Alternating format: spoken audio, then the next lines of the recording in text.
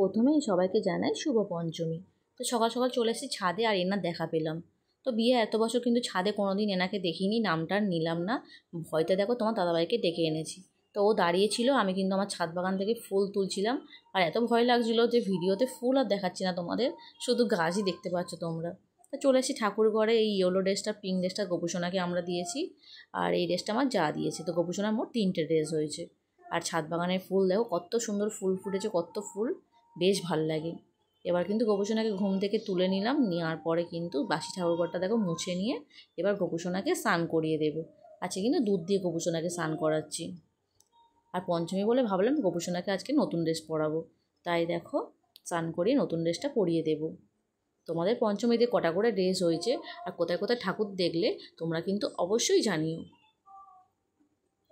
তো গোপুসোনাকে দেখো সুন্দর করে সিংহাসনে বসিয়ে ফুল দিয়ে সুন্দর করে সাজিয়ে দিচ্ছি। এবার কিন্তু বাবা মহাদেবকে স্নান করিয়ে নিলাম। দেখো ওং নমঃ শিবায়, ওং নমঃ শিবায় বলতে বলতে ভোগের থালা রেডি করে নিচ্ছি। এদিকে ঠাকুর ঘরে কিন্তু অনেক কাজ থাকে, তো সব কিছু ভিডিও করা যায় না, তাই দেখো যতটা পেরেছি ততটাই কিন্তু ভিডিও করেছি। এবার দেখো চন্দন বেটে নিচ্ছি, চন্দন বেটে নিয়ে সব ঠাকুরের পায়ে, তুলসী পাতাগুলো নিয়ে সব ঠাকুরের পায়ে পায়ে দিয়ে দিচ্ছি। দিয়ে দেখো প্রদীপ ঘুরিয়ে দিলাম, ধূপ দিয়ে দিলাম। তো সকাল সকাল কিন্তু মনটা বেশ ভালো লাগলো ঠাকুর ঘরে এসে। ঠাকুর ঘরে কিন্তু অনেকক্ষণ সময় লাগে পুজো করতে।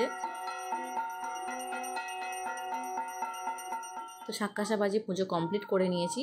আর দেখো ফুল দিয়ে সব সাজিয়ে দিয়েছি। কেমন লাগছে তোমরা কিন্তু অবশ্যই কমেন্ট করে জানিও। তো দেখা হচ্ছে নেক্সট শর্টসে। টাটা বন্ধুরা, সবাই খুব ভালো থেকো।